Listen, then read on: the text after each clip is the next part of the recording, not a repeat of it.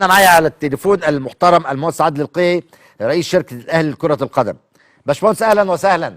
اهلا بحضرتك سيد بيه، مبروك على الانتصار الجميل والماتش الجميل. الحمد لله يا فندم. استمتعت بالماتش؟ الماتش واحد من اجمل ماتشات الاهلي في النهائيات، ومن احسن ماتش يمكن لعبه السنه دي. احنا دايما النتيجه بتحكم وجهه نظرنا. كان الاهلي يبدو وكانه اقترب من عمل نتيجه تاريخيه. هو الناس اتنرفزت من الجون طبعا، لانه حطك في حسابات تانية. الماتش يعني بعد ما كان سهل ابتدى يبدو صعبا، لكن في كل الاحوال هو بيعكس ان الاهلي في مستوى جيد. هو ده الشيء اللي يخليك تقول لو ان الاهلي حافظ على مستواه وحافظ على انضباطه وما انشغلش غير بالمباراه، مالوش دعوه بقى للتحكيم ولا الجماهير ولا الترحيب ولا عدم الترحيب ولا يشغل نفسه بحاجه. ويا ريت اللعيبه توصل من نفسها كده، انها يعني من دلوقتي كده تبتدي تركن التليفونات، وده حاجه صعبه طبعا. انما يعني يا ريت ينعزلوا ويركزوا مع بعض ويخشوا بقى كده، يعتبروا ان البطوله من مباراه واحده. ربنا هيكرمنا باذن الله. على فكرة التعليق على المباراة كان غير اللي حصل على أرض الملعب يا كابتن عادل. لا، ما هو شوف، انا خلاص كل المشهد الاعلامي داخل وخارج مصر فقد المصداقيه. ليه؟ لانه اصبح له اغراض اخرى ليست المباراه. هو انت لا تعكس احكام حتى خبرائنا في التحكيم. ما يخليكش خلاص انك انت مستني منهم راي يعلمك حاجه. هو كلهم يعني بيقولوا لك حاجات تتناقض مع اللي انت بتشوفه تماما في ارض الملعب. وانا لا اتحدث عن الاهلي فقط، انما اتحدث عن اي فرقه بتلعب طالعه مش سعيده، لا بالتحليلات اللي في الاستوديو. يعني عندك فار وعندك تحليل وكل درجات الاستئناف والنقد والابرام، ورغم كده ما بتوصلش لقول الفصل في صفاره الحكم. طب يعني دي حاجه تحديدا أنا ماذا ترى يعني في الكلام اللي قاله عصام الشوالي ده؟ ما هو عصام، شوف عصام الشوالي بيبحث عن بطل جديد. هو خلاص خد من الاهلي كل اللي هو عايزه، وغازل الاهلي ووضع الاهلي في مكانه محدش قبليه حطها، وكان على حق لان الاهلي بياكل الاخضر واليابس وقتها. وهو الان في طريقه الى تكرار هذه التجربه، ويبدو انه قرر ان يدور له على نموذج اخر. وما يعني في امور يعني ما اقدرش اناقش الناس لما تتناقض ما تنقله مع ما يحدث الواضح جدا وضوح الشمس على ارض الملعب.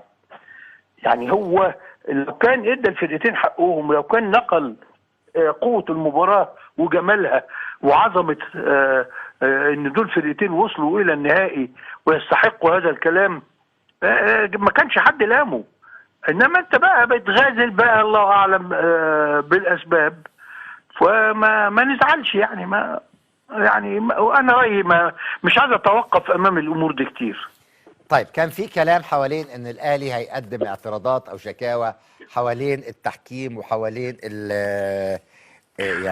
يعني لو عايز رايي المتواضع اللي لا اصادر به على احد، لا مجلس اداره النادي الاهلي ولا حد، انا مش عايز اعمل اي حاجه دلوقتي تشغلني على اني اركز في المباراه، ولا منتظر حاجه ولا منتظرين. خلاص الاتحاد الافريقي والاتحاد الدولي قدامهم الدنيا واضحه. اللي عايزين يعملوه هيعملوه، لو عايزين عداله هيعملوا عداله، لو عايزين توجيه هيحصل توجيه. مش هنضيع بقى كل يعني طاقتنا في ان احنا نقعد ننتقد ونتوجس ونخاف ونصدر. يعني احنا رحنا مرتين بالشعور ده. يعني الاغتيال المعنوي ده حصل قبل ماتش الترجي واحنا رايحين 3-1 وشغلونا بعمليات مختلقه الاتحاد الافريقي مع ما حدث على ارض الواقع، مع طبعا الشغل اللي مش عايز اسميه الوقيعه والتدليس والتزوير اللي حصل في نقل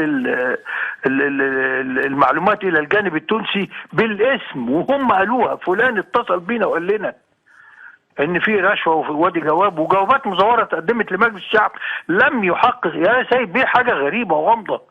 لا احد يحقق في الامور يوصلك لنتيجه. الناس بتتكلم في الامور ومحدش بيقول لك ايه اللي بيحصل. طب حصل ايه؟ عرفنا الغلطه وشاورنا على المخطئ، وبعدين خلاص بننقل بقى على حاجه تانية، وتلاقي كل الناس اللي بتمارس هذا العبث هي المتصدره المشهد حتى الان. هتعمل ايه؟ الحل الوحيد انك تواجه كل الكلام ده انك تقوي نفسك وتسلح نفسك بالعزيمه والانضباط والجماعيه، وانك تقلب كل الشواهد اللي مضايقاك دي الى دوافع ايجابيه. الشناوي هيلعب الماتش الجاي؟ قرار فني. لا قول لي اجابه والنبي. لا والله ما عندي اجابه ولا اعرف. طب يعني انت احساسك ايه؟ اصل انت دلوقتي عندك لعيب ماشي ومتالق، وبعدين انت هتروح في مباراه في اجواء استثنائيه محتاجه خبرات ومحتاجه يعني حد بحجم الشناوي. القرارين صح، يعني انا مع القرار اللي يروح له المدير الفني، لان هو اللي عايش في وسط الفرقه وهو اللي عارف بيكلم لعيبته ازاي، وهو اللي عارف رد فعل كل واحد. يا باشمهندس، مصطفى شوبير يومها امه كانت داعياله قوي قوي ولا هو حريف قوي؟ يعني انا حاسس هو لعيب كويس. هو لعيب بالاضافه لان والدته كانت داعياله. لازم تكون داعياله وراضي عنه، ما ربنا يوفقه ازاي. لكن انا بتكلم على قدرات. ميلاد نجم جديد في النادي الاهلي. هو ميلاد بس له ارهاصات، يعني ما فيش مره مصطفى شوبير اتحط في تجربه الا ما كان بيشاور انه حاجه كويسه. يا باشمهندس، كل الاهلاويه كانوا حاطين ايديهم على قلبهم من مصطفى شوبير. طبيعي. وانما جه الحقيقه، يعني الحقيقه ربنا وفقه، انا اظن ببركه دعاء امه وابوه لانه ولد كويس. وموهبته طبعا يعني. وشخصيته قبل موهبته، لان انت احيانا حارس المرمى بالذات بيحتاج ان يكون عنده الشخصيه اللي تتحمل المسؤوليه، تحمل الضغوط. يا عم ابن الوز عوام، يا عم ابوه احمد شوبير، انت عايز ايه تاني يعني؟ اتعلم اكيد. اتعلم. ابوه من كتر الفرجه اول ما لعب كان عنده الخبره الكافيه يعني. فالحقيقه هو هنعمل يعني ايه في المغرب ان شاء الله؟ كل خير باذن الله، بالشرط اللي قلته، ننعزل عن كل المشاكل اللي حوالينا، ما نتكلمش في حاجه خالص، لا نفكر في تحكيم ولا نفكر في الجماهير ولا نفكر مش عارف، ما نفكرش في حاجه خالص. احنا نفكر بس ان احنا عندنا هدف، لو قدرنا نحافظ على نظافه شبكتنا هنبقى كسبانين البطوله، لو استطعنا ان احنا نحرز هدف هنقرب اكتر. كل دي هتتفرج عليه هنا ولا هتروح هناك؟ لا انا مش رايح. لا. ليه؟ والله انا يعني قررت المشوار ده مش هروحه، لان انا كنت مسافر بره مصر في حاجه خاصه ولسه راجع، حتى ما لحقتش ان انا اعمل اجراءات، فقلت الخيره في مختاره الله، وباذن الله نفرح كلنا كده يعني زي يوم جزيلا. يا رب ان شاء الله، يا رب، اللهم امين. المهندس عادل القيعي، بشكرك شكرا جزيلا.